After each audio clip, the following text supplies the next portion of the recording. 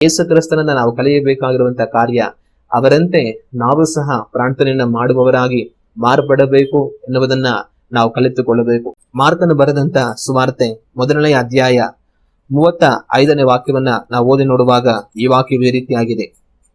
ಮಾರ್ಕನು ಬರೆದ ಸುವಾರ್ತೆ 1ನೇ ಅಧ್ಯಾಯ 35ನೇ ವಾಕ್ಯ. ಮುಂಜಾನೆ ಇನ್ನೂ ಮುಬ್ಬಿರುವಾಗ ಆತನು ಎದ್ದು ಹೊರಟು ಅಡವಿಯ ಸ್ಥಳಕ್ಕೆ ಹೋಗಿ ದೇವರನ್ನು ಪ್ರಾರ್ಥಿಸುತ್ತಿದ್ದನು. ಇಲ್ಲಿ ನಮ್ಮ ಕರ್ತನಾದ ಯೇಸು ಕ್ರಿಸ್ತನು ಇನ್ನೂ ಮುಂಜಾನೆ ಮುಬ್ಬಿರುವಾಗಲೇ ಎದ್ದು ಅಡವಿಯ ಕಡೆಗೆ ಹೋಗಿ ದೇವರನ್ನ ನೋಡಿ ಅವರು ಪ್ರಾರ್ಥಿಸುತ್ತಾ ಇದ್ದರು ಎಂಬುದಾಗಿ ಈ ವಾಕ್ಯವು ನಮಗೆ ಹೇಳುತ್ತದೆ. ಇನ್ನು ಮಾರ್ಕನು ಬರೆದ ಸುವಾರ್ತೆ 6ನೇ ಅಧ್ಯಾಯ 46ನೇ ವಾಕ್ಯವನ್ನ ನಾವು ಓದಿ ನೋಡುವಾಗ ಈ ವಾಕ್ಯವು ಈ ರೀತಿಯಾಗಿದೆ. ಮಾರ್ಕನು ಬರೆದ ಸುವಾರ್ತೆ 6ನೇ ಅಧ್ಯಾಯ 46ನೇ ವಾಕ್ಯ.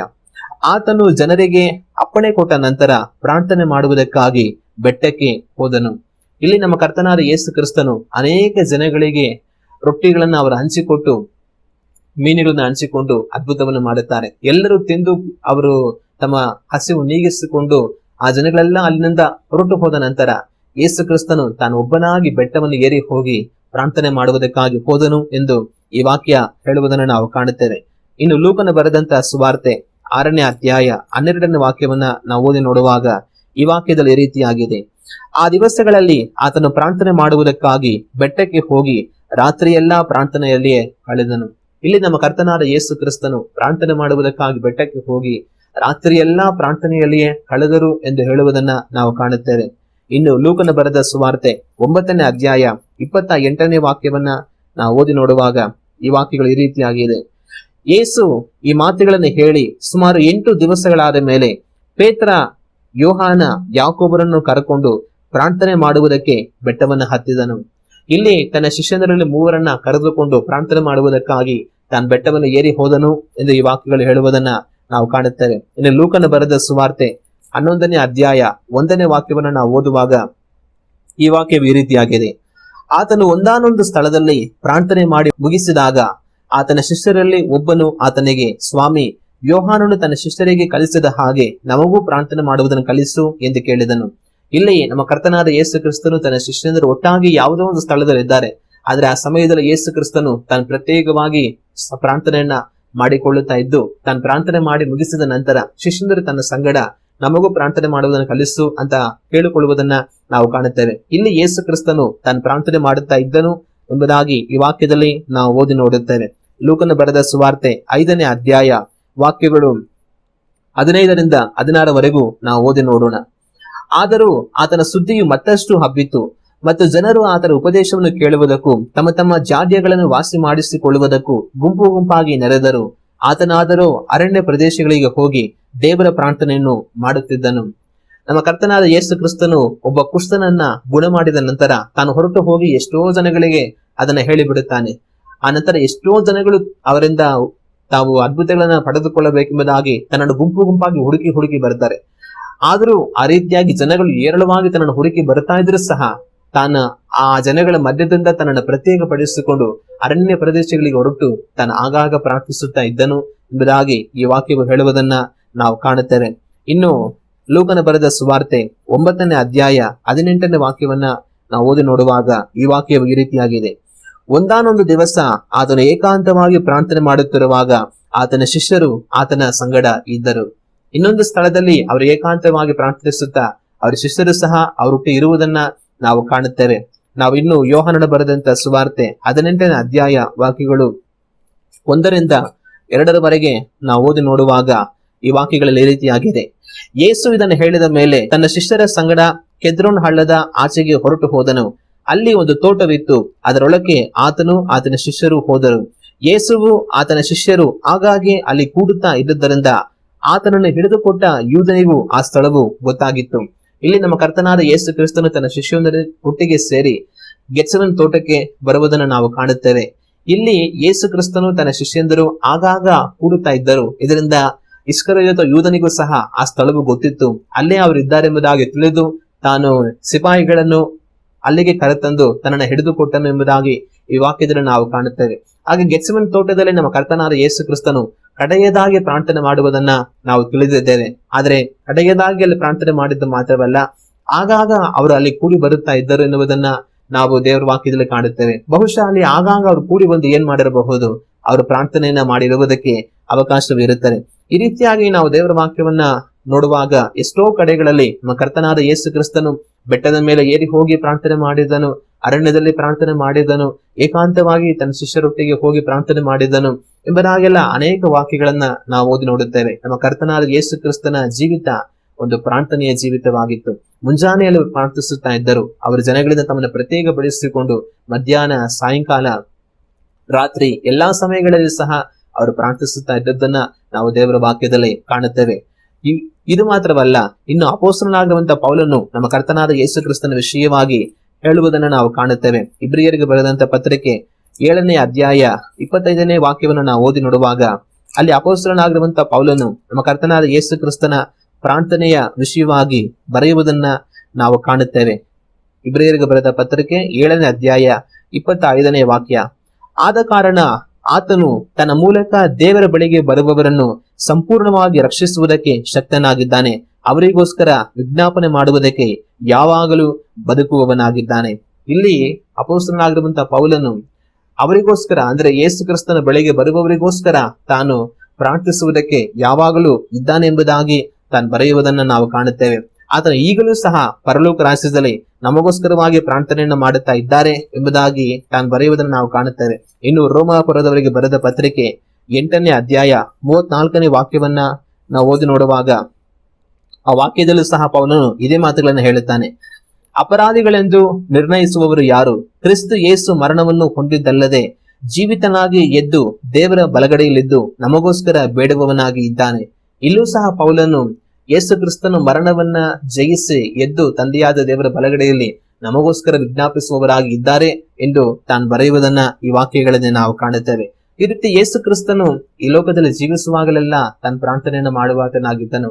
ಅದು ಮಾತ್ರವಲ್ಲದೆ ಈಗಲೂ ಸಹ ನನಗಾಗಿ ನಿಮಗಾಗಿ ಅವರ ತಂದೆಯ ಬಳಿಯಲ್ಲಿ ವಿಜ್ಞಾಪಿಸುವಂತವರಾಗಿ ಅವರಿದ್ದಾರೆ. ಅಲ್ಲೇಲೂಯ್ಯ. ಯೇಸು ಕ್ರಿಸ್ತನ ಜೀವಿತ ಒಂದು ಪ್ರಾರ್ಥನೆಯ ಜೀವಿತವಾಗಿತ್ತು. ಎಲ್ಲಾ ಸಮಯಗಳಲ್ಲಿ ಅವರು ಪ್ರಾರ್ಥನೆಯನ್ನು ಮಾಡುವಂತವರುಗಳಾಗಿ ಇದ್ದರು. ಈ ದಿವಸ ನಾನು ನೀವು ಅವರಿಂದ ಕಲಿಯಬೇಕಾದಂತ ವಿಷಯ, ಪ್ರಾರ್ಥಿಸುವುದನ್ನ ಅವರಿಂದ ನಾವು ಕಲಿಯಬೇಕು. ಯಾವ ರೀತಿ ಅವರು ಮುಂಜಾನೆಗಳಲ್ಲಿ ಪ್ರಾರ್ಥಿಸಿದರು, ಅರಣ್ಯಗಳಲ್ಲಿ ಹೊರಟು ಪ್ರಾರ್ಥಿಸಿದರು, ಬೆಟ್ಟಗಳಿಗೆ ಹೊರಟು ಪ್ರಾರ್ಥಿಸಿದರು, ಎಲ್ಲಾ ಸಮಯಗಳಲ್ಲಿ ಪ್ರಾರ್ಥಿಸಿದರು. ಆ ರೀತಿ ನಾನು ನೀವು ಸಹ ದೇವರನ್ನ ನೋಡಿ ಪ್ರಾರ್ಥಿಸುವಂತವர்களಾಗಿರಬೇಕು. ನಮ್ಮ ಜೀವಿತ ಪ್ರಾರ್ಥನೆಯಿಂದ ತುಂಬಿದಂತ ಒಂದು ಜೀವಿತವಾಗಿ ಇರಬೇಕು. ಆ ದಿವಸದಲ್ಲಿ ನಮ್ಮ ಕರ್ತನಾದ ಯೇಸು ಕ್ರಿಸ್ತನಿಗೆ ಒಂದು ಒಳ್ಳೆಯ ಸ್ಥಳವೂ ಸಹ ಇಲ್ಲ. ತನ್ನನ್ನ ದೇವರು ಮಹಿಮೆಯಾಗಿ ಉಪಯೋಗಿಸುತ್ತಾ ಇದ್ದುದರಿಂದ ಏರಳವಾಗಿ ಎಲ್ಲಾ ಸಮಯದಲ್ಲಿ ಜನಗಳು ಅವರನ್ನ ಹುಡುಕಿ ಬರುತ್ತಾ ಇದ್ದರು. ಅವ್ರ ಮನೆಗೆ ಬಂದರೆ ಮನೆಯಲ್ಲಿ ಅವರಿಗೆ ಸ್ಥಳನೇ ಇರೋದಿಲ್ಲ. ಒಂದು ಕಡೆ ಅಂತೂ ಅವ್ರ ಮನೆಯಲ್ಲಿರುವಾಗ ಅವರಿಂದ ಮುಟ್ಟಿಸಿ ಅದ್ಭುತ ಮಾಡಿಸಬೇಕೆಂಬುದಾಗಿ ಅವ್ರ ಮನೆಯ ಮೇಲ್ಗಡೆ ಹೆಂಚನ್ನ ತೆಗೆದು ಹೆಂಚಿನ ಮೇಲ್ಗಡೆಯಿಂದ ಹಗ್ಗಗಳನ್ನು ಕಟ್ಟಿ ಆ ಒಂದು ಹಾಸಿಗೆಯಲ್ಲಿ ಒಂದು ರೋಗಿಯನ್ನ ಅವ್ರ ಮುಂದೆಗಡೆ ಇಳಿಸುವುದನ್ನು ನಾವು ಕಾಣುತ್ತೇವೆ. ಇನ್ನು ತನ್ನ ಊರಿಗೆ ಬಂದ ತಕ್ಷಣ ಮನೆಯಲ್ಲೆಲ್ಲ ಜನಗಳು ತುಂಬಿಕೊಳ್ಳೋದ್ರಿಂದ ಬೇರೆಯವರಿಗೆ ಬರೋದಕ್ಕೆ ಸ್ಥಳ ಇರ್ತಾ ಇರ್ಲಿಲ್ಲ, ಅವ್ರಿಗೆ ಊಟ ಮಾಡೋದಕ್ಕೆ ಸ್ಥಳ ಇರ್ತಾ ಇರಲಿಲ್ಲ, ಸ್ವಲ್ಪ ಹೊತ್ತು ಅವ್ರು ವಿಶ್ರಮಿಸಿಕೊಳ್ಳೋದಕ್ಕೆ ಅವಕಾಶ ಇರ್ತಾ ಇರ್ಲಿಲ್ಲ ಅಂತೆಲ್ಲ ದೇವರ ವಾಕ್ಯದಲ್ಲಿ ನಾವು ಕಾಣುತ್ತೇವೆ.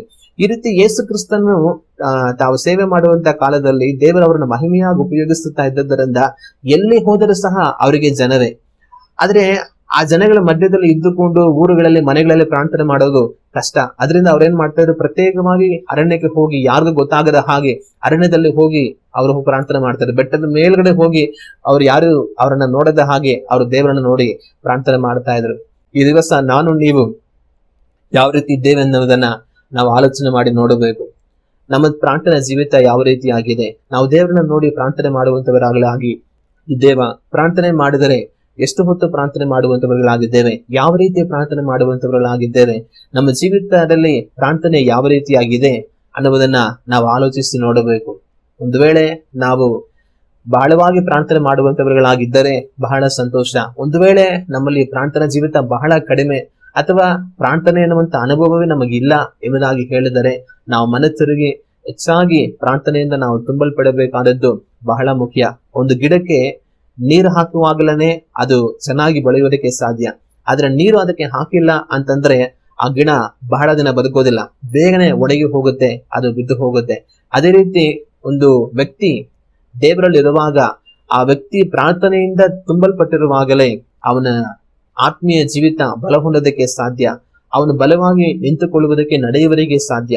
ಆದ್ರೆ ಪ್ರಾರ್ಥನೆ ಇಲ್ಲದೆ ದಿನಗಳು ಕಳೆಯುತ್ತಾ ತನ್ನ ಜೀವಿತ ಸತ್ತು ಹೋಗುತ್ತೆ, ತನ್ನ ಆತ್ಮ ಕುಂದಿ ಹೋಗುತ್ತೆ. ಆದ್ರಿಂದ ಈ ದಿವಸ ನಾನು ನೀವು ಯಾವ ರೀತಿ ಇದ್ದೇವೆ ನಮ್ಮನ್ನು ನಾವು ಆಲೋಚಿಸಿ ನೋಡೋಣ. ಪ್ರಾರ್ಥನೆ ಅನ್ನುವಂಥದ್ದು ನಮ್ಮ ಆತ್ಮಕ್ಕೆ ನೀರಿನ ರೀತಿಯಲ್ಲಿ, ಆ ಪ್ರಾರ್ಥನೆವಂತ ಆತ್ಮ ನೀರಿನಿಂದ ನಮ್ಮನ್ನು ನಾವು ತುಂಬಿಸಿಕೊಂಡಿರುವಾಗ ನಮ್ಮ ಆತ್ಮ ಅದು ಜೀವನಗೊಂಡದ್ದಾಗಿ ಇರುತ್ತದೆ. ಆದರೆ ಪ್ರಾರ್ಥನೆ ಇಲ್ಲವಾದರೆ ನಾವು ಸತ್ತವರುಗಳಾಗಿ ಇರುತ್ತೇವೆ ಎನ್ನುವುದನ್ನ ನಾವು ಮರೆತು ಬಿಡಬಾರದು. ನಮ್ಮ ಕರ್ತನಾದ ಯೇಸು ಕ್ರಿಸ್ತನು ತಾನ್ ಪ್ರಾರ್ಥನೆ ಮಾಡಿದ್ದು ಮಾತ್ರವಲ್ಲ, ನನ್ನನ್ನ ನಿಮ್ಮನ್ನು ಸಹ ನೋಡಿ ಅವರು ನಾವು ಪ್ರಾರ್ಥನೆ ಮಾಡುವಂತವர்களಾಗಿ ಇರಬೇಕೆಂಬುದಾಗಿ ಅವರು ನಮಗೆ ಹೇಳುವುದನ್ನ ನಾವು ಕಾಣುತ್ತೇವೆ. ಲೂಕನ ಬರೆದಂತ ಸುವಾರ್ತೆ 18ನೇ ಅಧ್ಯಾಯ 1ನೇ ವಾಕ್ಯವನ್ನ ನಾವು ಓದಿ ನೋಡುವಾಗ ನಮ್ಮ ಕರ್ತನಾದ ಯೇಸು ಕ್ರಿಸ್ತನು ಈ ರೀತಿಯಾಗಿ ಹೇಳುವುದನ್ನು ನಾವು ಕಾಣುತ್ತೇವೆ. ಲೂಕನ ಬರೆದ ಸುವಾರ್ತೆ 18ನೇ ಅಧ್ಯಾಯ 1ನೇ ವಾಕ್ಯ, ಬೇಸರಗೊಳ್ಳದೆ ಯಾವಾಗಲೂ ಪ್ರಾರ್ಥನೆ ಮಾಡುತ್ತಿರಬೇಕೆಂದು ಆತನು ಅವರಿಗೆ ಒಂದು ಸಾಮ್ಯವನ್ನ ಹೇಳಿದನು. ಇಲ್ಲಿ ನಮ್ಮ ಕರ್ತನಾದ ಯೇಸು ಕ್ರಿಸ್ತನು ಒಂದು ಸಾಮ್ಯವನ್ನ ಹೇಳ್ತಾರೆ, ಆದ್ರೆ ಅವರು ಅದನ್ನ ಹೇಳುವಂತ ಉದ್ದೇಶ ಏನಂದ್ರೆ ಬೇಸರಗೊಳ್ಳದೆ ಯಾವಾಗ್ಲೂ ನಾವು ಪ್ರಾರ್ಥಿಸುತ್ತಾ ಇರಬೇಕೆನ್ನುವಂತ ಸತ್ಯವನ್ನ ತಿಳಿಸುವುದಕ್ಕಾಗಿ ಆ ಕಾರ್ಯವನ್ನ ಅವರು ಹೇಳ್ತಾರೆ. ನಾವು ಬೇಸರಗೊಳ್ಳದೆ ಪ್ರಾರ್ಥನೆ ಮಾಡುವಂತವರುಗಳಾಗಿ ಇರಬೇಕೆಂಬುದಾಗಿ ದೇವರು ಇಷ್ಟಪಡುತ್ತಾರೆ. ಇನ್ನು ಲೂಕನ ಬರೆದ ಸುವಾರ್ತೆ 21ನೇ ಅಧ್ಯಾಯ ವಾಕ್ಯಗಳು 34ರಿಂದ 36ರವರೆಗೆ ನಾವು ಓದುವಾಗ ಯೇಸು ಕ್ರಿಸ್ತನು ಈ ರೀತಿಯಾಗಿ ಹೇಳುತ್ತಾರೆ, ನಿಮ್ಮ ವಿಷಯದಲ್ಲಿ ಜಾಗರೂಕರಾಗಿರಿ. ಅತಿ ಭೋಜನದ ಮದಡಿನಿಂದಲೂ ಅಮಲಿನಿಂದಲೂ ಪ್ರಪಂಚದ ಚಿಂತೆಗಳಿಂದಲೂ ನಿಮ್ಮ ಹೃದಯಗಳು ಭಾರವಾಗಿರಲಾಗಿ ಆ ದಿವಸವು ನಿಮ್ಮ ಮೇಲೆ ಉರುಳಿನಂತೆ ಫಕ್ಕನೆ ಬಂದಿತು. ಆ ದಿವಸವು ಭೂನಿವಾಸಿಗಳೆಲ್ಲರ ಮೇಲೆ ಬರುವುದು. ಆದರೆ ಬರುವುದಕ್ಕಿರುವ ಇವೆಲ್ಲವುಗಳಿಂದ ತಪ್ಪಿಸಿಕೊಳ್ಳುವುದಕ್ಕೂ ಮನುಷ್ಯ ಕುಮಾರನ ಮುಂದೆ ನಿಂತುಕೊಳ್ಳುವುದಕ್ಕೂ ನೀವು ಪೂರ್ಣ ಶಕ್ತರಾಗುವಂತೆ ಎಲ್ಲಾ ಕಾಲದಲ್ಲಿಯೂ ದೇವರಿಗೆ ವಿಜ್ಞಾಪನೆ ಮಾಡಿಕೊಳ್ಳುತ್ತಾ ಎಚ್ಚರವಾಗಿರಿ ಅಂದನು. ಇಲ್ಲಿ ನಮ್ಮ ಕರ್ತನಾದ ಯೇಸು ಕ್ರಿಸ್ತನು ಕಡೆಯ ಕಾಲಗಳಲ್ಲಿ ಏನ್ ಸಂಭವಿಸುತ್ತದೆ ಎಂಬುದಾಗಿ ಎಷ್ಟೋ ವಿಷಯಗಳನ್ನು ಹೇಳಿ, ಆದರೆ ಇದು ಎಲ್ಲರ ಮೇಲೆ ಬರುತ್ತದೆ, ಭೂನಿವಾಸಿಗಳೆಲ್ಲರ ಮೇಲೆ ಬರುತ್ತದೆ, ಆದ್ರೆ ನೀವು ಎಚ್ಚರವಾಗಿರಿ. ಆದ್ರೆ ಇವುಗಳೆಲ್ಲವುಗಳನ್ನು ತಪ್ಪಿಸಲ್ಪಡುವುದಕ್ಕೂ ಮನುಷ್ಯ ಕುಮಾರನ ಮುಂದೆಗಳಲ್ಲಿ ನೀವು ನಿಂತುಕೊಳ್ಳುವುದಕ್ಕೂ ಶಕ್ತರಾಗುವಂತೆ ಎಚ್ಚರವಾಗಿದ್ದು ಪ್ರಾರ್ಥಿಸಿರಿ ಎಂದು ಅವರು ನಮಗೆ ಹೇಳುವುದನ್ನ ನಾವು ಕಾಣುತ್ತೇವೆ. ಇನ್ನು ಮತ್ತಾಯನ ಬರೆದ ಸುವಾರ್ತೆ 26ನೇ ಅಧ್ಯಾಯ 41ನೇ ವಾಕ್ಯವನ್ನು ನೋಡುವಾಗ ಅಲ್ಲಿ ನಮ್ಮ ಕರ್ತನಾದ ಯೇಸು ಕ್ರಿಸ್ತನು ಈ ರೀತಿಯಾಗಿ ಹೇಳುತ್ತಾರೆ, ಶೋಧನೆಗೆ ಒಳಗಾಗದಂತೆ ಎಚ್ಚರವಾಗಿದ್ದು ಪ್ರಾರ್ಥಿಸಿರಿ. ಗೆತ್ಸಮನ ತೋಟದಲ್ಲಿ ಶಿಷ್ಯಂದರಿಗೆ ಅವರು ಹೇಳುವ ಮಾತು, ಶೋಧನೆಗೆ ಒಳಗಾಗದಂತೆ ಎಚ್ಚರವಾಗಿದ್ದು ಪ್ರಾರ್ಥಿಸಿರಿ. ಈ ದಿವಸ ನಮ್ಮನ್ನು ಸಹ ಅವರು ನೋಡಿ ಶೋಧನೆಗೆ ಒಳಗಾಗದಂತೆ ಎಚ್ಚರವಾಗಿದ್ದು ಪ್ರಾರ್ಥಿಸಿರಿ ಎಂದು ಅವರು ನಮಗೆ ಎಚ್ಚರಿಕೆಯನ್ನು ಕೊಡುತ್ತಾರೆ. ಇನ್ನು ಮತ್ತಾಯನ ಬರೆದ ಸುವಾರ್ತೆ 7ನೇ ಅಧ್ಯಾಯ ವಾಕ್ಯಗಳು 7ರಿಂದ 11ರವರೆಗೆ ಓದುವಾಗ ಈ ರೀತಿಯಾಗಿ ನಮ್ಮ ಕರ್ತನಾದ ಯೇಸು ಕ್ರಿಸ್ತನು ಹೇಳುತ್ತಾರೆ, ಬೇಡಿಕೊಳ್ಳಿರಿ ನಿಮಗೆ ದೊರೆಯುವುದು, ಹುಡುಕಿರಿ ನಿಮಗೆ ಸಿಕ್ಕುವುದು, ತಟ್ಟಿರಿ ನಿಮಗೆ ತೆರೆಯುವುದು. ಯಾಕೆಂದರೆ ಬೇಡಿಕೊಳ್ಳುವ ಪ್ರತಿಯೊಬ್ಬನು ಹೊಂದುವನು, ಹುಡುಕುವವನಿಗೆ ಸಿಕ್ಕುವುದು, ತಟ್ಟುವವನಿಗೆ ತೆರೆಯುವುದು. ನಿಮ್ಮಲ್ಲಿ ಯಾವನಾದರೂ ರೊಟ್ಟಿ ಕೇಳುವ ಮಗನಿಗೆ ಕಲ್ಲನ್ನು ಕೊಡುವನೆ, ಮೀನು ಕೇಳಿದರೆ ಹಾವನ್ನು ಕೊಡುವನೆ? ಹಾಗಾದರೆ ಕೆಟ್ಟವರಾದ ನೀವು ನಿಮ್ಮ ಮಕ್ಕಳಿಗೆ ಒಳ್ಳೆಯ ಪದಾರ್ಥಗಳನ್ನು ಕೊಡಬಲ್ಲವರಾದರೆ ಪರಲೋಕದಲ್ಲಿರುವ ನಿಮ್ಮ ತಂದೆಯು ತನ್ನನ್ನ ಬೇಡಿಕೊಳ್ಳುವವರಿಗೆ ಎಷ್ಟೋ ಹೆಚ್ಚಾಗಿ ಒಳ್ಳೆಯ ವರಗಳನ್ನ ಕೊಡುವನಲ್ಲವೇ ಅಂದನು. ಹಲ್ಲೆಲೂಯಾ. ನಮ್ಮ ಕರ್ತನಾದ ಯೇಸು ಕ್ರಿಸ್ತನು ತಂದೆ ನಿಮಗೆ ಎಷ್ಟೋ ಒಳ್ಳೆಯ ವರಗಳನ್ನ ಕೊಡುವನಲ್ಲವೇ ಅಂತ ಅವರು ಹೇಳುತ್ತಾರೆ. ಆದ್ರೆ ಯಾರಿಗೆ ಅದನ್ನ ಕೊಡುವರು ಅಂತ ಅವ್ರು ಹೇಳುತ್ತಾರೆ ಅಂದ್ರೆ ತನ್ನನ್ನ ಬೇಡಿಕೊಳ್ಳುವಂತವರಿಗೆ. ಯಾರು ತಂದೆಯನ್ನು ನೋಡಿ ಪ್ರಾರ್ಥಿಸುತ್ತಾರೋ ಅವರಿಗೆ ಒಳ್ಳೆಯ ವರಗಳನ್ನು ಕೊಡುವನಲ್ಲವೇ ಅಂತ ಅವರು ಹೇಳೋದನ್ನ ನಾವು ಕಾಣುತ್ತೇವೆ. ಇದರಿಂದನೂ ನಾವು ಪ್ರಾರ್ಥಿಸಬೇಕು ಎಂದು ಅವರು ನಮಗೆ ಹೇಳುವುದನ್ನ ನಾವು ಕಾಣುತ್ತೇವೆ. ಇನ್ನು ಯೋಹಾನನ ಬರೆದ ಸುವಾರ್ತೆ 14ನೇ ಅಧ್ಯಾಯ 14ನೇ ವಾಕ್ಯವನ್ನ ನಾವು ಓದಿ ನೋಡುವಾಗ ಈ ವಾಕ್ಯದಲ್ಲಿ ಅವರು ಈ ರೀತಿ ಹೇಳುತ್ತಾರೆ, ನೀವು ನನ್ನ ಹೆಸರಿನಲ್ಲಿ ನನ್ನನ್ನು ಏನಾದರೂ ಬೇಡಿಕೊಂಡರೆ ಅದನ್ನ ನೆರವೇರಿಸುವೆನು. ನಮ್ಮ ಕರ್ತನಾದ ಯೇಸು ಕ್ರಿಸ್ತನು ನೀವು ನನ್ನ ಹೆಸರಿನಲ್ಲಿ ಏನನ್ನೆಲ್ಲ ಕೇಳಿಕೊಳ್ಳುತ್ತೀರೋ ಅದನ್ನ ನಾನು ನೆರವೇರಿಸುತ್ತೇನೆ ಎಂದು ನಮಗೆ ವಾಗ್ದಾನವನ್ನು ಕೊಡುವುದನ್ನು ನಾವು ಕಾಣುತ್ತೇವೆ. ಇದರ ಮುಖಾಂತರವಾಗಿಯೂ ನಾವು ಅವರ ಹೆಸರಿನಲ್ಲಿ ಪ್ರಾರ್ಥಿಸುವಂತವர்களಾಗಿ ಇರಬೇಕೆಂದು ಅವರು ನಮಗೆ ಹೇಳುವುದನ್ನ ನಾವು ಕಾಣುತ್ತೇವೆ. ಈ ದಿವಸ ನಾನು ನೀವು ಯಾವ ರೀತಿಯಾಗಿದ್ದೇವೆ? ಯೇಸು ಕ್ರಿಸ್ತನು ತಾನೇ ಹೆಚ್ಚಾಗಿ ಎಲ್ಲಾ ಸಮಯದಲ್ಲೇ ಪ್ರಾರ್ಥಿಸುವಂತವர்களಾಗಿದ್ದರು. ನಮ್ಮನ್ನು ನೋಡಿ ನೀವು ಸಹ ಪ್ರಾರ್ಥಿಸಬೇಕೆಂದು ನಮಗೆ ಅವರು ಹೇಳಿಕೊಟ್ಟಿದ್ದಾರೆ. ಇನ್ನು ದೇವರ ವಾಕ್ಯವನ್ನು ನಾವು ನೋಡುವಾಗ ರೋಮಪುರದವರಿಗೆ ಬರೆದಂತ ಪತ್ರಿಕೆ 12ನೇ ಅಧ್ಯಾಯ 12ನೇ ವಾಕ್ಯದಲ್ಲಿ ಪೌಲನು ಈ ರೀತಿಯಾಗಿ ಹೇಳುತ್ತಾರೆ, ಕ್ರೈಸ್ತರು ನಿರೀಕ್ಷಿಸುವ ಮಹಾಪದವಿಯನ್ನು ನೆನೆಸಿ ಉಲ್ಲಾಸವಾಗಿರಿ, ಉಪದ್ರವದಲ್ಲಿ ಸೈರಣೆ ಉಳ್ಳವರಾಗಿರಿ, ಬೇಸರಗೊಳ್ಳದೆ ಪ್ರಾರ್ಥನೆ ಮಾಡಿರಿ. ಇಲ್ಲಿ ಪೌಲನು ಬೇಸರಗೊಳ್ಳದೆ ಪ್ರಾರ್ಥಿಸಿರಿ ಎಂದು ತಾನು ಹೇಳುವುದನ್ನ ನಾವು ಕಾಣುತ್ತೇವೆ. ಇನ್ನು ಎಫೆಸದವರಿಗೆ ಬರೆದ ಪತ್ರಿಕೆ 6ನೇ ಅಧ್ಯಾಯ 18ನೇ ವಾಕ್ಯವನ್ನ ನಾವು ನೋಡುವಾಗ ಅಲ್ಲಿಯೂ ಸಹ ಪೌಲನು ಈ ರೀತಿಯಾಗಿ ಹೇಳುವುದನ್ನ ನಾವು ಕಾಣುತ್ತೇವೆ. ಎಫೆಸದವರಿಗೆ ಬರೆದ ಪತ್ರಿಕೆ 6ನೇ ಅಧ್ಯಾಯ 18ನೇ ವಾಕ್ಯ, ನೀವು ಪವಿತ್ರಾತ್ಮ ಪ್ರೇರಿತರಾಗಿ ಎಲ್ಲಾ ಸಮಯಗಳಲ್ಲಿ ಸಕಲ ವಿಧವಾದ ಪ್ರಾರ್ಥನೆಯಿಂದಲೂ ವಿಜ್ಞಾಪನೆಯಿಂದಲೂ ದೇವರನ್ನ ಪ್ರಾರ್ಥಿಸಿರಿ. ಇಲ್ಲಿ ಪೌಲು ಹೇಳುವಂತ ಮಾತು ಏನಂದ್ರೆ, ಪವಿತ್ರಾತ್ಮ ಪ್ರೇರೇಪಿತರಾಗಿ ಎಲ್ಲಾ ಸಮಯದಲ್ಲಿ ಸಕಲ ವಿಧವಾದ ಪ್ರಾರ್ಥನೆಯಿಂದಲೂ ವಿಜ್ಞಾಪನೆಯಿಂದಲೂ ದೇವರನ್ನ ಪ್ರಾರ್ಥಿಸಿರಿ ಎಂದು ತಾನು ಹೇಳುವುದನ್ನ ನಾವು ಕಾಣುತ್ತೇವೆ. ಇನ್ನು ಫಿಲಿಪ್ಪಿ ಅವರಿಗೆ ಬರೆದ ಪತ್ರಿಕೆ 4ನೇ ಅಧ್ಯಾಯ 6ನೇ ವಾಕ್ಯವು ಈ ರೀತಿಯಾಗಿದೆ.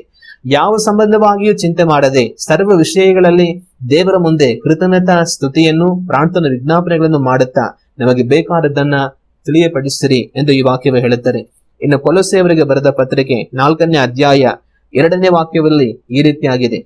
ಪ್ರಾರ್ಥನೆಯನ್ನು ತಪ್ಪದೇ ಮಾಡುವವರಾಗಿ ಅದರಲ್ಲಿ ಎಚ್ಚರವಾಗಿದ್ದು ದೇವರಿಗೆ ಕೃತಜ್ಞತಾ ಸ್ತುತಿಯನ್ನ ಮಾಡಿರಿ. ಪ್ರಾರ್ಥನೆಯನ್ನು ತಪ್ಪದೇ ಮಾಡುವಂತವರಾಗಿರಿ ಎಂದು ಈ ವಾಕ್ಯ ನಮಗೆ ಹೇಳುತ್ತದೆ. ಇನ್ನು ಕಡೆಯದಾಗಿ ಥೆಸಲೋನಿಕದವರಿಗೆ ಬರೆದ 1ನೇ ಪತ್ರಿಕೆ 5ನೇ ಅಧ್ಯಾಯ 17ನೇ ವಾಕ್ಯವನ್ನ ನಾವು ಓದಿ ನೋಡುವಾಗ, ಯಾವಾಗಲೂ ಸಂತೋಷಿಸಿರಿ, ಎಡೆಬಿಡದೆ ಪ್ರಾರ್ಥನೆ ಮಾಡಿರಿ. ಇಲ್ಲಿ ಪೌಲನು ಎಡೆಬಿಡದೆ ಪ್ರಾರ್ಥನೆ ಮಾಡಿರಿ ಅಂತ ವಿಶ್ವಾಸಿಗೆ ಬರೆಯುವುದನ್ನ ನಾವು ಕಾಣುತ್ತೇವೆ. ಈ ರೀತಿ ದೇವರ ವಾಕ್ಯವು ನಮಗೆ ಹೇಳುವಂತ ವಿಷಯ, ನಾವು ಯಾವಾಗಲೂ ಪ್ರಾರ್ಥಿಸಬೇಕು, ಬೇಸರಗೊಳ್ಳದೆ ಪ್ರಾರ್ಥಿಸಬೇಕು, ಎಡೆಬಿಡದೆ ಪ್ರಾರ್ಥಿಸಬೇಕು, ತಪ್ಪದೇ ಪ್ರಾರ್ಥಿಸಬೇಕು ಎಂಬುದಾಗೆಲ್ಲ ನಮಗೆ ಹೇಳುವುದನ್ನು ನಾವು ಕಾಣುತ್ತೇವೆ. ನಮ್ಮ ಕರ್ತನಾದ ಯೇಸು ಕ್ರಿಸ್ತನು ತಾವು ಅಧಿಕವಾಗಿ ಎಲ್ಲಾ ಸಮಯಗಳಲ್ಲಿ ಪ್ರಾರ್ಥಿಸುವಂತವರುಗಳಾಗಿ ಇದ್ದರು. ನಾವು ಪ್ರಾರ್ಥನೆ ಮಾಡಬೇಕೆಂಬುದಾಗಿ ಅವರು ಹೇಳಿದರು. ಅಪೊಸ್ತಲರ ಮುಖಾಂತರವಾಗಿಯೂ ನಾವು ಪ್ರಾರ್ಥಿಸಬೇಕೆನ್ನುವಂತ ಆಜ್ಞೆಯನ್ನ ಅವರು ನಮಗೆ ಕೊಟ್ಟಿರುವುದನ್ನ ನಾವು ಕಾಣುತ್ತೇವೆ. ಈ ದಿವಸ ನಾನು ನೀವು ಯಾವ ರೀತಿಯಾಗಿ ಜೀವಿಸುತ್ತಾ ಇದ್ದೇವೆ? ನಮ್ಮ ಕರ್ತನಾದ ಯೇಸು ಕ್ರಿಸ್ತನಿಂದ ನಾವು ಕಲಿಯಬೇಕಾದದ್ದು ಪ್ರಾರ್ಥನೆಯನ್ನು ಮಾಡುವುದನ್ನ ಅವರಿಂದ ನಾವು ಕಲಿಯಬೇಕು. ನಮ್ಮ ಪ್ರಾರ್ಥನಾ ಜೀವಿತವನ್ನ ನಾವಿವತ್ತು ಯೋಚಿಸಿ ನೋಡಬೇಕು. ಯಾವ ರೀತಿ ನಾವು ಪ್ರಾರ್ಥನೆ ಮಾಡುವಂತವರಾಗಿದ್ದೇವೆ, ಯಾವ ಸಮಯದಲ್ಲಿ ಪ್ರಾರ್ಥನೆ ಮಾಡುವಂತವರಾಗಿದ್ದೇವೆ, ಎಷ್ಟು ಪ್ರಾರ್ಥನೆ ಮಾಡುವಂತವರಾಗಿದ್ದೇವೆ, ಯಾವ ವಿಷಯಗಳಿಗಾಗೆಲ್ಲ ನಾವು ಪ್ರಾರ್ಥನೆ ಮಾಡುವಂತವರಾಗಿದ್ದೇವೆ, ನಮ್ಮನ್ನ ನಾವು ಆಲೋಚಿಸಿ ನೋಡಬೇಕು.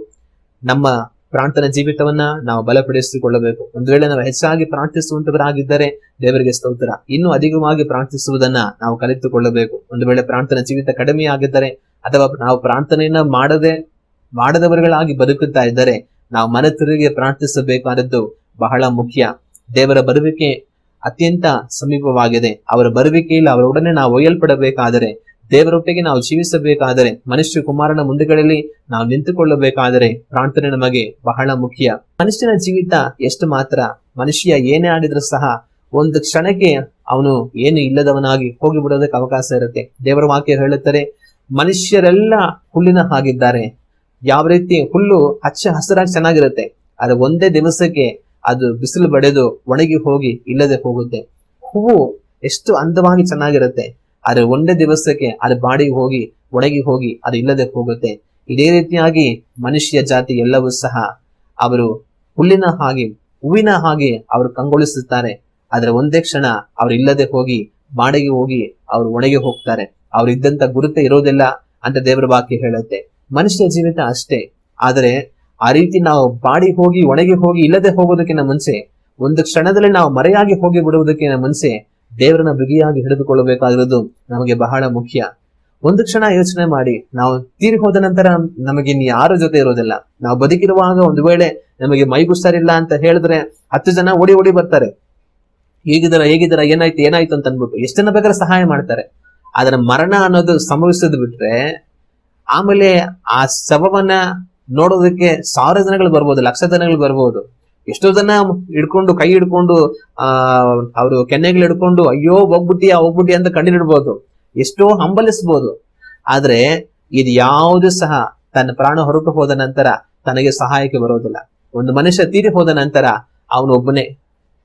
ನಾನು ಕೆಲವು ತೀರಿ ಹೋದ್ಮೇಲೆ ಯೋಚನೆ ಮಾಡ್ತೀನಿ ಅಂದ್ರೆ, ಅವ್ರು ಬದುಕಿರುವಾಗ ಎಲ್ಲರನ್ನು ನೋಡಿರ್ತಾರೆ, ಎಲ್ಲರನ್ನು ಭೇಟಿ ಮಾಡಿರ್ತಾರೆ, ಎಲ್ಲರೂ ಅವ್ರ ಪರಿಚಯ ಇರ್ತಾರೆ, ಎಷ್ಟೋ ಜನ ಅವ್ರಿಗೆ ಗೊತ್ತಿರ್ತಾರೆ, ಎಲ್ಲ ಇರ್ತಾರೆ. ಆದ್ರೆ ಸಣ್ಣ ತೀರೋಗ್ಬಿಡ್ತಾರೆ. ತೀರೋದ್ಮೇಲೆ ಎಲ್ಲಾ ಬಂದು ಜನಗಳು ಅವ್ರನ್ನ ಎಷ್ಟೋ ನೋಡ್ತಾರೆ, ಅವ್ರ ಶವವನ್ನ ಎಲ್ರು ಬಂದು ನೋಡ್ಕೊಂಡು ಹೋಗ್ತಾರೆ. ಅಯ್ಯೋ ಹೋಗ್ಬಿಟ್ಟಿಯಲ್ಲ ಅಂತ ಎಲ್ಲ ಹೇಳ್ತಾರೆ, ಎಲ್ಲ ಇರ್ತಾರೆ. ಆದ್ರೆ ಅವ್ರು ತೀರ್ ಹೋದ್ಮೇಲೆ ಅವ್ರಿಗೆ ಏನಾಗಿರ್ಬೋದು? ಅವ್ರಿಗೆ ಒಬ್ಬರೇ ಇರ್ತಾರೆ ಭೂಲೋಕದಲ್ಲಿ. ಅವ್ರಿಗೆ ಅಂತ ಎಷ್ಟೇ ಜನ ಇದ್ರು ಕೂಡ, ಅವ್ರನ್ನ ಎಷ್ಟೇ ಜನ ಬಂದು ನೋಡ್ಕೊಂಡು ಹೋದ್ರು ಕೂಡ, ಅವ್ರು ಇವಾಗ ಯಾವ ಸ್ಥಳದಲ್ಲಿ ಇದ್ದಾರೆ, ಯಾವ ರೀತಿ ಇದ್ದಾರೆ, ಅಲ್ಲಿ ಯಾರು ಹೋಗಕ್ಕಾಗಲ್ಲ. ಈಗ ಅಲ್ಲಿ ಅವ್ರೊಬ್ಬರೇ ಇರ್ತಾರೆ. ಇವಾಗ ಅವ್ರ ಪರಿಸ್ಥಿತಿ ಹೆಂಗಿರ್ಬೋದು, ಅವ್ರು ಏನ್ ಮಾಡ್ತಾ ಇರ್ಬೋದು ಅಂತ ಕೆಲವೊಂದ್ಸಲ ಯೋಚನೆ ಮಾಡ್ತಾ ಇರ್ತೀವಿ. ಇದಕ್ ಮುಂಚೆ ಬದುಕಿದ್ದಾಗ ಬೇರೆಯವ್ರು ತೀರೋದಾಗ ಅವರು ಅಯ್ಯೋ ಅವ್ರು ತೀರೋಗ್ಬಿಟ್ರಲ್ಲ ಅಂತ ಇವ್ರು ಅನ್ಕೊಂಡಿರ್ತಾರೆ. ಇವತ್ತು ಇರೋ ತೀರೋಗ್ಬಿಟ್ಟಿದ್ದಾರೆ. ಇವಾಗ ಅವರು ಎಲ್ಲಿರ್ಬೋದು, ಏನ್ ಮಾಡ್ತಾ ಇರಬಹುದು? ಇವಾಗ ಅಲ್ಲಿ ಏನೇ ಪರಿಸ್ಥಿತಿ ಇದ್ರು ಅವ್ರೊಬ್ಬರೇ ಅದನ್ನ ಎದುರಿಸ್ಬೇಕು. ನೀನ್ ಸತ್ತೋಗ್ಬಿಟ್ಟ ಇರೋ, ನಾನು ಸತ್ತೋಗ್ ಬರ್ತೀನಿ, ನಿನ್ಗೆ ಬಂದು ಸಹಾಯ ಮಾಡ್ತೀನಿ ಅಂತ ಯಾರು ಹೋಗಕ್ ಆಗಲ್ಲ. ಅವ್ರೊಬ್ಬರೇ ಆ ಪರಿಸ್ಥಿತಿನ ಎದುರಿಸ್ಬೇಕು. ನಾವು ಕೆಲವೊಂದ್ಸಲ ಯಾರು ಇಲ್ಲ ಅಂದ್ರೆ ಅಯ್ಯೋ ನಾನು ಒಬ್ಬನೇ ಇದೀನಲ್ಲಪ್ಪ ಏನ್ ಮಾಡೋದಂತ ಕೆಲವೊಂದ್ಸಲ ಭಯ ಪಡ್ತೇವೆ. ಒಬ್ಬರೇ ಎಲ್ಲಾರು ಹೋಗ್ಬೇಕಂದ್ರೆ ಅಯ್ಯೋ ನಾನು ಒಬ್ಬನೇ ಹೋಗ್ಬೇಕಾ, ಹೆಂಗಪ್ಪ ಹೋಗೋದು, ನನಗೇನು ಗೊತ್ತಿಲ್ಲ ಅಂತ ಅನ್ಕೊಳ್ತೇವೆ. ಆದ್ರೆ ಸತ್ತೋದ್ಮೇಲೆ ಒಬ್ಬರೇ ಹೋಗ್ಬೇಕು. ಆಗ ಆ ಪರಿಸ್ಥಿತಿ ಹೆಂಗಿರುತ್ತೆ, ಎಲ್ಲಿಗೆ ಹೋಗ್ಬೇಕು, ಏನ್ ಮಾಡ್ಬೇಕು, ಏನಾಗುತ್ತೆ ಯಾರಿಗೂ ಗೊತ್ತಿಲ್ಲ. ಆದ್ರೆ ಒಬ್ಬರೇ ಸತ್ತು ಹೋದ ನಂತರ ನಮ್ಗೆ ಏನ್ ಎದುರಾಗುತ್ತೋ ಅದನ್ನ ಎದುರಿಸ್ಬೇಕು. ಆದ್ರೆ ಅದನ್ನ ಎದುರಿಸೋದಕ್ಕೆ ನಮ್ಗಿರೋಂಥ ಒಂದೇ ಭರವಸೆ ದೇವರು ಮಾತ್ರ.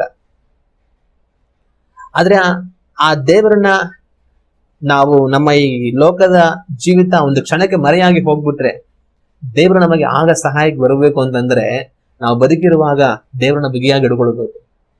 ಬದುಕಿರುವಾಗ ದೇವರೊಟ್ಟಿಗೆ ಐಕ್ಯತೆ ನಡಿಬೇಕು. ಬದುಕಿರುವಾಗ ದೇವರನ್ನ ಹಂಬಲಿಸಬೇಕು, ದೇವರನ್ನ ಹುಡುಕ್ಬೇಕು, ದೇವರನ್ನ ಕಂಡುಕೊಳ್ಳಬೇಕು. ಆಗ ನಾವು ಹೊರಟು ಹೋದ ನಂತರ ದೇವರನ್ನ ಜೊತೆ ಇದ್ದಾರೆ, ನಾನು ದೇವರ ಹತ್ರ ಹೋಗ್ತೀನಿ ಸಂತೋಷವಾಗಿ ಹೋಗ್ಬೋದು. ಹಠಾತ್ ಆಗಿ ಒಂದು ಕ್ಷಣ ನಾವು ಇಲ್ಲದೆ ಮರೆಯಾಗಿ ಹೋಗ್ಬಿಟ್ರು ಕೂಡ ನಾವು ದೇವರೊಟ್ಟಿಗೆ ಇರ್ತೀವನ್ನಂತ ವಿಶ್ವಾಸ ಇರುತ್ತೆ. ಆದ್ರೆ ನಾವು ಬದುಕಿದೀವಿ, ನಮ್ಗೆ ಆರೋಗ್ಯ ಚೆನ್ನಾಗಿದೆ, ಇನ್ನ ಚಿಕ್ಕ ವಯಸ್ಸು, ನಾವಿನ್ನ ಸಾಯುವಂತ ವಯಸ್ಸು ಯಾವಾಗ ಬರುತ್ತೋ ಏನೋ, ಯಾವ ಕಾಲಕ್ಕೆ ಸಾಯ್ತೀವ ನೋಡ್ಕೊಳ್ಳೋಣ, ನಾವು ಯಾವ ಭಯಭಕ್ತಿಯಿಂದ ಯಾವತ್ತು ದೇವ್ರನ್ನ ಹುಡುಕೋದಕ್ಕೆ ನಮ್ಗೆ ಅವಕಾಶ ಆಗುತ್ತೆ ಆವಾಗ ಹುಡ್ಕೊಳ್ಳೋಣ ಅಂತ ನಾವು ಒಂಥರ ನಿರ್ಲಕ್ಷ್ಯವಾಗಿ ಬದುಕ್ತಾ ಇದ್ರೆ ಹಠಾತ್ ಆಗಿ ಒಂದ್ ಕ್ಷಣ ತೀರೋಗ್ಬಿಟ್ರೆ, ಇವತ್ತು ಅವ್ರು ಹೋದ್ರೆ ಇವ್ರು ಹೋದ್ರೆ ಏನನ್ನ ಸುದ್ದಿ ಕೇಳ್ತೀವಿ, ನಾಳೆ ನಾವೇ ಒಂದ್ ಕ್ಷಣಕ್ಕೆ ಹೋಗ್ಬಿಟ್ರೆ ಆಮೇಲೆ ನಾವು ಎದುರಿಸ್ಬೇಕಾಗಿರೋದು ಏನು? ಒಂದ್ ವೇಳೆ ನಾವು ದೇವರೊಟ್ಟಿಗೆ ಐಕ್ಯತೆಯಲ್ಲಿ ಇಲ್ಲ ಅಂದ್ರೆ, ದೇವರನ್ನ ಹುಡುಕುವಂತವ್ರಲ್ಲ ಅಂದ್ರೆ, ಪ್ರಾರ್ಥನೆ ಮಾಡುವಂತವ್ರಲ್ಲ ಅಂದ್ರೆ, ಸುಮ್ನೆ ಹೆಸರಿಗೆ ಏನೋ ಬಂದು ಆರಾಧನೆಯಲ್ಲಿ ಕುತ್ಕೊಂಡು ಹೆಸರಿಗೆ ಸುಮ್ನೆ ಯಾವ್ದೋ ಒಂದು ಪ್ರಾರ್ಥನೆಯಲ್ಲಿ ಕುತ್ಕೊಂಡು ಹೋಗುವಂತವರಾಗಿ ನಾವು ವೈಯಕ್ತಿಕವಾಗಿ ದೇವರನ್ನ ಹುಡುಕದವರಾಗಿ ನಾವು ಬದುಕ್ತಾ ಇದ್ರೆ ಒಂದು ಕ್ಷಣ ನಮ್ ಜೀವ ಹೊರಟೋದೆ ನಮ್ಮ ಪರಿಸ್ಥಿತಿ ಏನು? ದೇವರನ್ನ ಯಾವ ತರ ಎದುರುಗೊಳ್ಳೋದಕ್ ಸಾಧ್ಯ? ಆಮೇಲೆ ಹೋಗಿ ದೇವ್ರ ಹತ್ರ, ದೇವ್ರೆ ಅಯ್ಯೋ ಅಪ್ಪ ನನ್ನ ಕ್ಷಮಿಸಪ್ಪ, ನನ್ ಭೂಲೋಕದಲ್ಲಿ ಅಸಡ್ಡೆಯಾಗಿ ಬದುಕ್ಬಿಟ್ಟೆ, ನಿಮ್ಮನ್ನ ಹುಡುಕ್ಲಿಲ್ಲ, ಪ್ರಾರ್ಥನೆ ಮಾಡ್ಲಿಲ್ಲ, ಅಯ್ಯೋ ದೇವ್ರೆ ಕ್ಷಮಿಸ್ಬಿಡು, ಇವಾಗ ಏನೋ ಮಾಡಪ್ಪ, ಸೇರಿಸ್ಕೊಳಪ್ಪ ಅಂತೆಲ್ಲ ಹೇಳಿದ್ರೆ ಅವಾಗ ಉತ್ತರ ಬರುತ್ತಾ? ಯಾವ ಉತ್ತರನೂ ಬರಲ್ಲ. ಯೇಸು ಕ್ರಿಸ್ತನ ಹೇಳಿದಂತ ಮಾತು, ಬರುವುದಕ್ಕಿರುವ ಎಲ್ಲವುಗಳಿಂದ ನೀವು ತಪ್ಪಿಸಲ್ಪಡುವುದಕ್ಕೂ ಮನುಷ್ಯ ಕುಮಾರನ ಮುಂದೆಗಳಲ್ಲಿ ನಿಂತುಕೊಳ್ಳುವುದಕ್ಕೂ ನೀವು ಶಕ್ತರಾಗುವಂತೆ ಎಚ್ಚರಿಕೆಯಾಗಿದ್ದು ಪ್ರಾರ್ಥಿಸರು. ಒಂದು ವೇಳೆ ನಾವು ಎಚ್ಚರಿಕೆ ತಪ್ಪಿದ್ರೆ ಅವ್ರ ಮುಂದೆ ಯಾವ ರೀತಿ ನಿಂತುಕೊಳ್ಳೋದಕ್ಕೆ ಸಾಧ್ಯ? ನಮ್ಮ ಜೀವ ಒಂದು ಕ್ಷಣಕ್ಕೆ ಹೊರಟು ಹೋದ ಮೇಲೆ ಆಮೇಲೆ ನಾವು ಏನ್ ಪ್ರಾರ್ಥನೆ ಮಾಡಿದ್ರು ಪ್ರಯೋಜನ ಇಲ್ಲ. ಆಮೇಲೆ ಅಯ್ಯೋ ದೇವ್ರೆ, ನಾನು ಇದ್ದಾಗ ನಾನು ನಿನ್ ಸಮಯನ ಉಪಯೋಗಿಸ್ಕೊಳ್ಳಿಲ್ಲ, ನಾನು ನಿರ್ಲಕ್ಷ್ಯವಾಗಿ ಬದುಕ್ಬಿಟ್ಟೆ, ಆದ್ರೆ ಇನ್ಮೇಲೆ ಪ್ರೇಯರ್ ಮಾಡ್ತೀನಿ, ಇನ್ಮೇಲೆ ನಾನು ಬೈಬಲ್ ಓದ್ತೀನಿ, ದೇವ್ರೆ ಇನ್ಮೇಲೆ ನಿಮ್ಮನ್ನ ನಂಬಲವಾಗಿ ಹುಡುಕ್ತೀನಿ, ಅದೆಲ್ಲ ಆಮೇಲೆ ಪ್ರಯೋಜನ ಇಲ್ಲ. ನಮ್ ಜೀವ ನಮ್ಮಲ್ಲಿ ಇರೋ ಮಾತ್ರನೇ ಅದನ್ನ ಮಾಡಿದ್ರೆ ಪ್ರಯೋಜನ. ಐಶ್ವರ್ಯವಂತನ ನರಕಕ್ಕೆ ಹೊರಟು ಹೋದ ನಂತರ ಆ ಬೆಂಕಿಯಲ್ಲಿ ಅವನು ಕುದಿತಾ ಇರುವಾಗ ಅಯ್ಯೋ ನನ್ನನ್ನು ಕಳುಹಿಸು, ನಾನು ಹೋಗಿ ನಮ್ಮ ಅಣ್ಣಂದ್ರಿಗೆ ಹೇಳ್ತೀನಿ ಅಂತ ಒಂದು ಅವಕಾಶ ಕೇಳ್ಕೊಂಡ. ಲಾಜರನ್ನು ಕಳುಹಿಸಿ ಒಂದೇ ಒಂದು ತೊಟ್ಟು ತಣ್ಣೀರ್ ಹಾಕ್ಸು ನನ್ನ ನಾಲಿಗೆಯಲ್ಲಿ ಅಂತ ಕೇಳ್ಕೊಂಡ. ಅವನು ಯಾವ ಕೋರಿಕೆಗೂ ಸಹ ಉತ್ತರ ಇಲ್ಲ. ಒಂದೇ ಸಾರಿ ಮರಣ, ಆಮೇಲೆ ನ್ಯಾಯ ತೀರ್ಪು, ಆಮೇಲೆ ಬೇರೆ ಏನು ಸಹ ಬದಲಾಗೋದಿಲ್ಲ. ಅದರಿಂದ ದೇವರು ನಮಗೆ ಇವತ್ತು ಅನ್ನುವಂತ ಒಂದು ಕೃಪಾ ಅವಕಾಶವನ್ನು ಕೊಟ್ಟಿದ್ದಾರೆ. ದೇವರು ನಮಗೆ ಇವತ್ತು ಈ ಗಳಿಗೆ ಅನ್ನುವಂತ ಒಂದು ಕೃಪಾ ಅವಕಾಶವನ್ನು ಕೊಟ್ಟಿರುವಾಗ ನಮ್ಮ ಜೀವಕ್ಕೆ ಆಧಾರವಾಗಿರುವಂತ ದೇವರನ್ನ ನಾವು ಬಿಗಿಯಾಗಿ ಹಿಡ್ಕೊಳ್ಬೇಕಾಗಿರೋದು ಬಹಳ ಮುಖ್ಯ. ಮರಣ ಹೇಗಿರುತ್ತೆ, ಮರಣ ಆದ ನಂತರ ಮುಂದಿನ ಗಳಿಗೆ ಏನಾಗುತ್ತೆ ಯಾರಿಗೂ ಗೊತ್ತಿಲ್ಲ. ಆದ್ರೆ ಅದನ್ನ ಎದುರಿಸೋದಕ್ಕೆ ಇರುವಂತ ಒಂದೇ ಸಹಾಯ ದೇವರು ಮಾತ್ರ. ಆ ದೇವರನ್ನ ನಾವು ಯಾವ ರೀತಿ ಹಿಡ್ಕೊಳ್ಬಹುದು? ಪ್ರಾರ್ಥನೆಯಿಂದನೇ ಹಿಡ್ಕೊಳ್ಳೋದಕ್ಕೆ ಸಾಧ್ಯ. ನಾವು ಹಗಲು ರಾತ್ರಿ ದೇವರನ್ನ ನೋಡಿ ಪ್ರಾರ್ಥನೆ ಮಾಡುವಂತವர்களಾಗಿದ್ದರೆ ಆ ಮರಣದ ಕ್ಷಣ ಬರುವಾಗ ನಾವು ದೇವರ ಹತ್ರ ಹೋಗೋದಕ್ಕೆ ಸಾಧ್ಯ. ದೇವರು ಹಾಕಿದ್ರೆ ನಮ್ಮ ಕರ್ತನಾದ ಯೇಸು ಕ್ರಿಸ್ತನು ಸಿಲುಬೆಯಲ್ಲಿ ಮರಣ ಹೊಂದುವಾಗ ಕಡ್ಡಾಯದಾಗಿ ಅವ್ರು ಹೇಳಿದಂತ ಮಾತು, ತಂದೆಯೇ ನನ್ನ ಆತ್ಮವನ್ನು ನಿನಗೆ ಒಪ್ಪಿಸಿಕೊಡುತ್ತೇನೆ ಅಂತ ಅವ್ರು ಹೇಳಿದರು. ಇನ್ನು ದೇವರ ವಾಕ್ಯದಲ್ಲಿ ಅನೇಕ ದೇವ ಸೇವಕರುಗಳನ್ನ ಅವ್ರು ಕಲ್ಲೊಡೆದು ರಕ್ತ ಸಾಕ್ಷಿಗಳಾಗಿ ಸಾಯಿಸುವಾಗ ಅವ್ರು ಹೇಳಿದಂತ ಮಾತು, ನನ್ನ ಆತ್ಮವನ್ನ ನಾನು ನಿಮಗೆ ಒಪ್ಪಿಸಿಕೊಡ್ತೇನೆ ಅಂತ ಹೇಳಿದರು. ಅವರು ನೀತಿವಂತರುಗಳಾಗಿದ್ದು ದೇವರನ್ನ ಹಂಬಲವಾಗಿ ಅವ್ರು ಬದುಕಿರುವಾಗ ಹುಡುಕುವಂತವರುಗಳಾಗಿರೋದ್ರಿಂದ ಮರಣದ ಕ್ಷಣದಲ್ಲಿ ಅವರು ಭಯ ಪಡಲಿಲ್ಲ. ಮರಣದ ಕಡೆಯ ಗಳಿಗೆಯಲ್ಲಿ ನನ್ನ ಆತ್ಮನ ನಾನು ನಿಮಗೆ ಒಪ್ಪಿಸಿಕೊಡುತ್ತೇನೆ ಅಂತ ಧೈರ್ಯವಾಗಿ ಹೇಳಿ ದೇವರ ಹತ್ರಕ್ಕೆ ಹೋದ್ರು. ಇನ್ನು ಪೇತ್ರನು ಪೌಲನು ಅವರು ಇನ್ನ ಈ ಲೋಕದಲ್ಲಿ ಬದುಕ್ತಾ ಇರುವಾಗ್ಲೇನೆ ಅವ್ರ ಮರಣದ ವಿಷಯ ಮಾತಾಡಿದ್ರು. ಪೇತ್ರ ಹೇಳಿದ್ರು, ನನಗೆ ದೇವರು ತಿಳಿಸಿದ ಪ್ರಕಾರ ಈ ಗೂಡಾರವನ್ನು ಅವ್ರು ಕಿತ್ತು ಹಾಕುವಂತ ಸಮಯ ಹತ್ತಿರವಾಗಿದೆ. ಅದರಿಂದ ನಾನು ಇನ್ನೂ ಬದುಕಿರುವಾಗ ನಾನು ನಿಮ್ಗೆ ಹೇಳಬೇಕಾಗಿರೋ ವಿಷಯಗಳನ್ನ ಹೇಳೋದಕ್ಕೆ ಹಿಂತೆಗೆಯೋದಿಲ್ಲ. ನಾನು ಹೊರಟು ಹೋದ ನಂತರ ನಿಮ್ಗೆ ಹೇಳೋದಕ್ಕೆ ನಾನು ಇರೋದಿಲ್ಲ. ಈಗಲೇ ಹೇಳ್ತೇನೆ, ಪರವಾಗಿಲ್ಲ, ಮತ್ತೆ ಮತ್ತೆ ನಾನು ಅದನ್ನೇ ಹೇಳಿದ್ರು ಕೂಡ ಪರವಾಗಿಲ್ಲ, ನಿಮಗ್ ಬೇಸರ ಆದ್ರೂ ಪರವಾಗಿಲ್ಲ, ನಾನು ಹೇಳ್ತೀನಿ ಅಂತ ಪೇತ್ರ ಹೇಳ್ತಾರೆ. ಅಲ್ಲಿ ಪೇತ್ರ ಇನ್ನು ಸ್ವಲ್ಪ ಕಾಲ ನನಗೆ ಮರಣ ಬರುತ್ತೆ ಅಂತ ಅದ್ರ ಮುಖಾಂತರ ಅವ್ರು ಸೂಚಿಸೋದನ್ನ ನಾವು ಕಾಣ್ತೇವೆ. ಆದ್ರೆ ಮರಣದ ವಿಷಯವಾಗಿ ಪೇತ್ರನಿಗೆ ಭಯ ಇಲ್ಲ. ಕಾರಣ ಏನು? ನಾನು ದೇವರನ್ನ ಹಂಬಲವಾಗಿ ಹುಡುಕ್ತಾ ಇದ್ದೇನೆ. ನನ್ನ ಮರಣ ನನಗೆ ಎದುರಾದ ನಂತರ ನಾನು ದೇವರ ಹತ್ರ ಹೋಗ್ತೀನಿ ಅನ್ನೊಂದು ವಿಶ್ವಾಸ ಪೇತ್ರನಿಗೆ. ಪೌಲು ಸಹ ಅದೇ ರೀತಿ ಹೇಳಿದ್ರು. ಈಗೋ ನನಗೆ ಒಂದು ಕಡೆ ಈ ಲೋಕದಲ್ಲಿ ನನ್ನ ಯಾತ್ರೆ ಮುಗಿಸ್ಬೇಕಂತ ಇಷ್ಟ ಇದೆ. ಈ ಲೋಕದಲ್ಲಿ ನನ್ನ ಯಾತ್ರೆ ಮುಗಿಸ್ಬಿಟ್ರೆ ನಾನು ದೇವರ ಹತ್ರ ಹೋಗ್ತೇನೆ. ಅಲ್ಲಿ ಯುಗ ಯುಗಾಂತರ ಅವ್ರ ಜೊತೆ ಯಾವಾಗ್ಲೂ ಸಂತೋಷವಾಗಿರ್ತೀನಿ. ನನಗೆ ಅದೇ ತುಂಬಾ ಇಷ್ಟ. ಆದ್ರೂ ಸಹ ನಾನು ಹೊರಟು ಹೋಗ್ಬಿಟ್ರೆ ನಿಮ್ಗೆ ಇಲ್ಲಿ ಬುದ್ಧಿ ಹೇಳೋರು ಯಾರು? ನಿಮಗೆ ಈ ವಾಕ್ಯನ ಅರ್ಥ ಮಾಡಿಸೋರು ಯಾರು? ನಿಮ್ಮನ್ನ ಸರಿಯಾಗಿ ರಕ್ಷಣೆ ನಡೆಸೋರು ಯಾರು? ಅದರಿಂದ ನಾನು ಏನ್ ಯೋಚನೆ ಮಾಡ್ತೀನಿ ಅಂದ್ರೆ, ನಿಮ್ ಜೊತೆ ಇನ್ನ ಸ್ವಲ್ಪ ಕಾಲ ಇದ್ರೆ ನನಗೆ ಒಳ್ಳೇದು ಅಂತ ನನಗೆ ಅನಿಸುತ್ತೆ. ಆಗ ನಾನು ನಿಮ್ಗೆ ಇನ್ನ ಚೆನ್ನಾಗಿ ಸತ್ಯವನ್ನು ಹೇಳ್ಕೊಟ್ಟು ನಿಮ್ಮನ್ನ ಪರಲೋಕ ರಾಜ್ಯಕ್ಕೆ ಹೋಗೋದಕ್ಕೆ ಸಿದ್ಧ ಮಾಡೋದಕ್ಕೆ ನನಗೆ ಅವಕಾಶ ಆಗುತ್ತೆ. ಹೀಗಿರುವಾಗ ನಾನು ಏನ್ ಮಾಡ್ಬೇಕಂತ ನನಗೆ ಗೊತ್ತಾಗ್ತಾ ಇಲ್ಲ. ನಾನು ಹೊರಟು ಹೋಗಿ ದೇವತೆಗೆ ಇದ್ಬಿಡ್ಲಾ, ಇಲ್ಲ ಇಲ್ಲಿದ್ದು ನಿಮ್ಮನ್ನ ಇನ್ನ ಚೆನ್ನಾಗಿ ಸತ್ಯ ಹೇಳಿ ನಿಮ್ಮನ್ನ ಇನ್ನು ಚೆನ್ನಾಗಿ ಬೆಳೆಸ್ಲಾ, ಏನ್ ಮಾಡ್ಬೇಕಂತ ನನಗೆ ಗೊತ್ತಾಗ್ತಾ ಇಲ್ಲ. ಆದ್ರೂ ದೇವ್ರ ಹತ್ರಕ್ಕೆ ಹೋಗಿ ಅವ್ರ ಜೊತೆ ಇರೋದೇ ನನಗೆ ತುಂಬಾ ಸಂತೋಷ. ಆದ್ರೂನು ಇನ್ನು ಸ್ವಲ್ಪ ಕಾಲ ನಾನು ನಿಮ್ ಜೊತೆ ಇದ್ದು ನಿಮಗೆ ನಾನು ಸತ್ಯವನ್ನ ಚೆನ್ನಾಗಿ ಇನ್ನು ಹೇಳ್ಕೊಡೋದು ನನಗೆ ತುಂಬಾ ಇಷ್ಟ ಅಂತ ಅವ್ರು ಹೇಳೋದನ್ನ ನಾವು ಕಾಣ್ತೇವೆ. ಇನ್ನು ತಿಮೋಥನಿಗೆ ತಾನು ಪತ್ರಿಕೆ ಬರೆಯುವಾಗ, ಈಗಲೇ ನಾನು ಪಾನ ದ್ರವ್ಯದ ರೀತಿಯಲ್ಲಿ ಅರ್ಪಿತವಾಗ್ತಾ ಇದ್ದೇನೆ. ನಾನು ಹೊರಟು ಹೋಗ್ಬೇಕಾಗಿದ್ದ ಸಮಯ ಬಂದ್ಬಿಡುತ್ತು. ಶ್ರೇಷ್ಠವಾದ ಹೋರಾಟವನ್ನು ಮಾಡಿದ್ದೇನೆ, ನನ್ನ ನಂಬಿಕೆಯನ್ನು ನಾನು ಉಳಿಸಿಕೊಂಡಿದ್ದೇನೆ, ದೇವರು ನನಗೆ ಜಯಮಾಲೆಯನ್ನು ಕೊಡ್ತಾರೆ ಅಂತ ಪೌಲನ ಬರೆಯೋದನ್ನ ನಾವು ಕಾಣ್ತೇವೆ. ಅಷ್ಟು ವಿಶ್ವಾಸವಾಗಿ ಮರಣದ ನಂತರದ ಜೀವಿತವಾಗಿ ಪೌಲನ ಮಾತನಾಡೋದಕ್ಕೆ ಹೇಗೆ ಸಾಧ್ಯ? ಕಾರಣ ತಾನು ಆ ರೀತಿಯಾಗಿ ದೇವರನ್ನ ಹುಡುಕುವಂತವನಾಗಿದ್ದ. ತಾನು ಆ ರೀತಿಯಾಗಿ ದೇವರನ್ನ ಹುಡುಕುವಂತವನಾಗಿದ್ದರಿಂದ ಮರಣದ ನಂತರ ನಾನು ದೇವರೊಟ್ಟಿಗೆ ಇರ್ತೀನಿ ಅನ್ನೋಂತ ದೃಢವಾದ ನಿಶ್ಚಯ ಪೌಲನಿಗಿತ್ತು. ಇವತ್ತು ಈ ಕ್ಷಣ ನಿನ್ನ ಪ್ರಾಣ ಹೋದ್ರೆ ನಾವ ಅದನ್ನ ವಿಶ್ವಾಸ ಮಾಡಕ್ ಸಾಧ್ಯನಾ? ನಾನು ದೇವರ ಜೊತೆ ಇರ್ತೇನೆ, ಶ್ರೇಷ್ಠ ಹೋರಾಟವನ್ನು ಮಾಡಿದ್ದೇನೆ, ನನಗೆ ದೇವರು ನಿತ್ಯ ಜೀವನ ಕೊಡ್ತಾರೆ ಅಂತ ನಾವು ಹೇಳ್ಕೊಳ್ಳೋದಕ್ಕೆ ಸಾಧ್ಯನಾ? ಆ ರೀತಿ ಯೋಗ್ಯರಾಗಿ ನಾವು ಬದುಕ್ತಾ ಇದ್ದೀವ? ಈ ಕ್ಷಣ ಪ್ರಾಣ ಹೊರಟು ಹೋದ್ರೆ ನಾವ್ ಎಲ್ಲಿರ್ತೀವಿ? ದೇವರನ್ನ ಹಂಬಲವಾಗಿ ನಾವು ಹುಡುಕುವರಾಗಿದ್ರೆ ಖಂಡಿತ ದೇವರ ಹತ್ರ ನಾನು ಹೋಗಿ ದೇವರ ಜೊತೆ ಇರ್ತೀನಿ ಅಂತ ಹೇಳ್ಬೋದು. ಆದ್ರೆ ಆ ರೀತಿಯಾಗಿ ಹೇಳೋಷ್ಟು ಮಟ್ಟಿಗೆ ನಾವು ಹುಡುಕ್ತಾ ಇದ್ದೀವ ದೇವರನ್ನ? ಅದ ನಮಗೆ ಪ್ರಶ್ನೆ ಆಗ್ಬೇಕು. ಮನುಷ್ಯನ ಪ್ರಾಣ ಯಾವ ಕ್ಷಣ ಯಾವಾಗ ಬೇಕಾದ್ರೂ ಹೋಗ್ಬೋದು. ಆದ್ರೆ ಅದು ಹೋಗೋದಕ್ಕಿಂತ ಮುಂಚೆ ಆ ಪ್ರಾಣಕ್ಕೆ ಆಧಾರವಾಗಿರುವ ದೇವರನ್ನ ನಾವು ಬಿಗಿಯಾಗಿ ಭಯಭಕ್ತಿನ ಹಿಡ್ಕೊಳ್ಬೇಕಾಗಿರೋದು ಬಹಳ ಮುಖ್ಯ. ಆಮೇಲೆ ಏನೇ ಗೋಗರದ್ರು ಏನೇ ಕಣ್ಣೀರಿಟ್ರು ಪ್ರಯೋಜನ ಇಲ್ಲ. ಇರುವಾಗಲೇ ಆತನನ್ನ ನಾವು ಹುಡುಕ್ಬೇಕು. ಯೇಸು ಕ್ರಿಸ್ತನು ಪ್ರಾರ್ಥನೆಯಿಂದ ತುಂಬಿದವನಾಗಿದ್ದಾನೆ. ನಮಗೂ ಪ್ರಾರ್ಥನೆಯನ್ನ ಮಾಡಬೇಕಂತ ಹೇಳಿಕೊಟ್ಟು ಅವರು ಹೋದ್ರು. ಅಪೊಸ್ತಲನ ಮುಖಾಂತರ ಯಾವಾಗ್ಲೂ ಪ್ರಾರ್ಥಿಸುವಂತವர்களಾಗಿರಿ ಎಂದು ನಮಗೆ ಎಚ್ಚರಿಕೆಯನ್ನು ಕೊಟ್ಟರು. ನಾವು ಯಾವ ರೀತಿ ಇದ್ದೇವೆ? ನಮ್ಮ ಪ್ರಾರ್ಥನಾ ಜೀವಿತ ಯಾವ ರೀತಿ ಇದೆ? ಪ್ರಾರ್ಥನೆಯೊಂದೇ ದೇವರಾಜ್ಯಕ್ಕೆ ನಾವು ಹೋಗೋದಕ್ಕೆ ಆಧಾರ, ದೇವರೊಟ್ಟಿಗೆ ನಾವು ಐಕ್ಯದಲ್ಲಿ ಜೀವಿಸುವುದಕ್ಕೆ ಆಧಾರ. ಪ್ರಾರ್ಥನೆ ಇಲ್ಲದ ಮನುಷ್ಯನು ಸತ್ತವನಿಗೆ ಸಮಾನ. ನಾನು ನೀವು ಬದುಕುವಂತವர்களಾಗಿದ್ದೇವ, ಸತ್ತವರಾಗಿ ಬದುಕ್ತಾ ಇದ್ದೇವ? ನಮ್ಮನ್ನು ಯೋಚನೆ ಮಾಡಿ ನೋಡಬೇಕು. ನಾವು ಪ್ರಾರ್ಥನೆ ಮಾಡ್ತಾ ಇದ್ದರೆ ಅದನ್ನು ಇನ್ನೂ ಅಧಿಕವಾಗಿ ಮುಂದುವರಿಸೋಣ. ಪ್ರಾರ್ಥಿಸುವಂತವர்களಲ್ಲ ಎಂಬುದಾಗಿ ಅಥವಾ ಬಲಹೀನವಾದ ಒಂದು ಪ್ರಾರ್ಥನಾ ಜೀವಿತ ನಮಗೆ ಇರೋರಾದ್ರೆ, ಯೇಸು ಕ್ರಿಸ್ತನ ಶಿಷ್ಯಂದ್ರನ್ನು ಕರ್ಕೊಂಡು ಹೋಗಿ ಗೆತ್ಸೆಮನೆ ತೋಟದಲ್ಲಿ ಪ್ರಾರ್ಥನೆ ಮಾಡೋಣ ಬನ್ನಿ ಅಂತ ಕರ್ಕೊಂಡು ಹೋದ್ರೆ ಯೇಸು ಕ್ರಿಸ್ತನ ಪ್ರಾರ್ಥನೆ ಮಾಡ್ತಾ ಇದ್ರೆ ಇವರೆಲ್ಲ ನಿದ್ದೆ ಮಾಡ್ತಾ ಇದ್ರು. ಅಂದ್ರೆ ಅವ್ರು ಪ್ರಾರ್ಥನೆ ಮಾಡ್ಬೇಕಂತ ಇಷ್ಟ ಇದೆ, ಆದ್ರೆ ಪ್ರಾರ್ಥನೆ ಮಾಡಕ್ ಆಗ್ತಾ ಇಲ್ಲ, ನಿದ್ದೆ. ಆ ರೀತಿ ಒಂದ್ ವೇಳೆ ನಾವು ಪ್ರಾರ್ಥನೆ ಮಾಡೋಕೆ ಇಷ್ಟವರಾಗಿದ್ದು ಸಹ ಪ್ರಾರ್ಥನೆ ಮಾಡದವರುಗಳಾಗಿ ಬಲಹೀನವಾಗಿ ಬದುಕ್ತಾ ಇದ್ದೇವ? ನಮ್ಮನ್ನ ನಾವು ಸರಿ ಮಾಡ್ಕೊಳ್ಬೇಕು. ದೇವರಲ್ಲಿ ನಮ್ಮನ್ನ ಬಲಪಡಿಸ್ಕೊಳ್ಬೇಕು. ದೇವರು ಮಾತ್ರವೇ ನಮಗೆ ಆಧಾರ.